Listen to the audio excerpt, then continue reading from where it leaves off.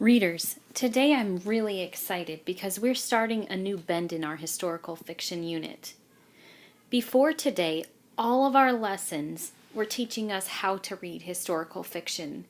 They taught us how to think about the characters' perspectives and what was going on in history at that time and how to keep track of all the events. But now we're going to start digging a little bit deeper. Readers, we're going to start thinking about some of the big ideas in the texts that we're reading. If you haven't already done so, go ahead and get out your reading learning intention sheet. Today is January 14th. Go ahead and write down the historical fiction book that you are reading and write, as a reader today, I am working on making significance. Give your teacher a thumb up when you've done this. Readers, when you were reading picture books, sometimes you would read a book and there would be a bolded word. That bolded word would let you know that you were reading something important or significant. Often when we're reading chapter books, there aren't bolded words that... Readers, we have to make significance for ourselves. We have to decide what's important. So when we do that, we need to decide what should be written in bold. There are clues telling us what is important when we are reading. These are the things that we need to think about as we read a passage. If you notice that an image or a word is repeated often, it might be a symbol of something bigger. Go back and reread that passage to see if it is. Take note of it. Maybe it'll come up again later. Or notice if something catches you by surprise or stands out. Think to yourself, why might the author have put in this surprising part? This would be something that you would want to write and think about too. And finally, notice if new insights dawn on the character. So if the character realizes something new, that would be a passage that you would want to reread and discuss with your book club. Readers, keep these things in mind as we read this next passage together. Anne-Marie was almost asleep when there was a light knock on the door. Candlelight appeared as the door opened and her mother stepped in. "Are you asleep, Anne-Marie?" "No. Why? Is something wrong?" Readers, I'm going to pause for just a moment. If I read something that you think is significant or should be written in bold, give me a thumb up. All right, now I'll continue. Nothing's wrong, but I'd like you to get up and come out to the living room. Peter's here. Papa and I want to talk to you. Anne-Marie jumped out of her bed and Kirsty grunted in her sleep. Peter!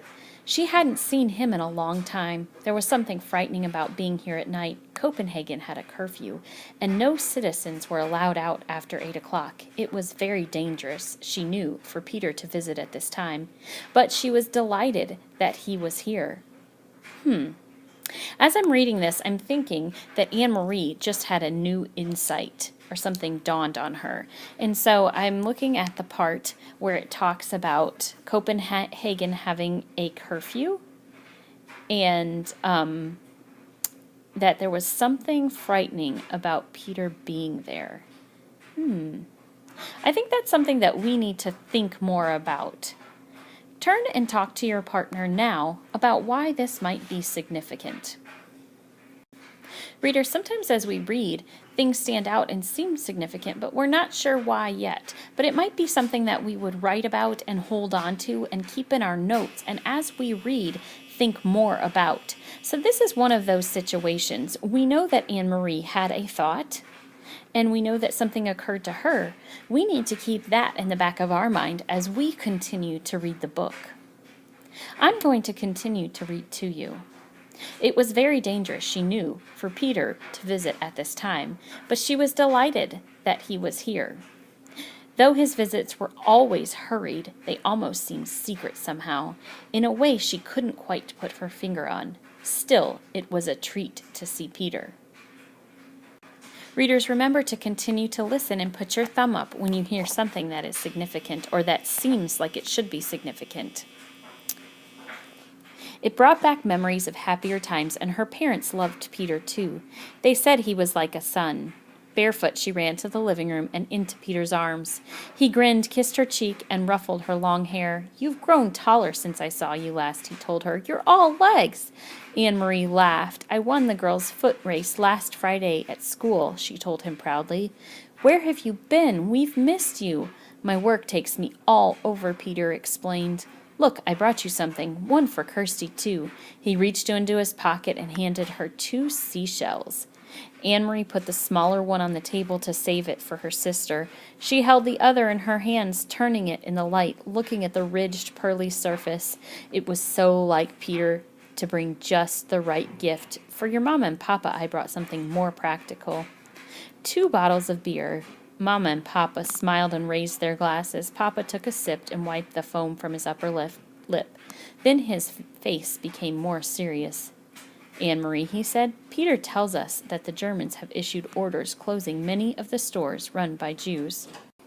Readers, I noticed a few of your thumbs went up. I also noticed that in this section it talks about Peter bringing seashells. Do you remember earlier in the chapter when Kirsty was talking about having a vacation by the sea, and Ellen and Anne-Marie were laughing at her for thinking about vacationing? I've noticed that seashells and the sea keep coming up. I think that that's something we need to think about too. Turn and talk to your partner about why this might be significant. Readers, we're going to continue reading. Again, give me a thumb up if something seems like it is significant or written in bold. "Anne-Marie," he said, "Peter tells us that the Germans have issued orders closing many stores run by Jews." "Jews?" Anne-Marie repeated. "Is Mrs. Hirsch Jewish? Is that why the button shop is closed? Why have they done that?" Peter leaned forward. "It is their way of tormenting. For some reason, they want to torment Jewish people. It has happened in other countries. They have taken their time here, have let us relax a little, but now it seems to be starting." "But why the button shop? What harm is a button shop? Mrs. Hirsch is such a nice lady. Even Samuel, he's a dope, but he would never harm anyone. How could he? He can't even see with his thick glasses." Then Anne-Marie thought of something else. "If they can't sell their buttons, how will they earn a living?" "Friends will take care of them," Mama said gently. "That's what friends do." Readers, I'm going to reread that again because that seems pretty significant to me. "Friends will take care of them," Mama said gently. "That's what friends do." This is reminding me of another time in the book. Turn and talk to your partner if this reminds you of anything we've read so far in this book. Readers, I'm hoping that you and your partner were thinking of the time that Anne-Marie's father, Mr. Johansen, told her that Denmark is the bodyguard for King Christian X. That reminds me of this passage because all of Denmark takes care of King Christian, and all of Denmark is going to take care of their friends, or the Jewish people. I think that this is significant and something that we need to keep in mind as we continue to read this book. Readers, today you will meet with your book clubs, discuss your packet, the timeline for your book, and any significant passages. Then decide what you will read for your next book club. This should be at least 3 chapters or 50 pages. After you're done with this, remember to fill out the chart on the board and then go ahead and get started reading. Let's make it a great reading day.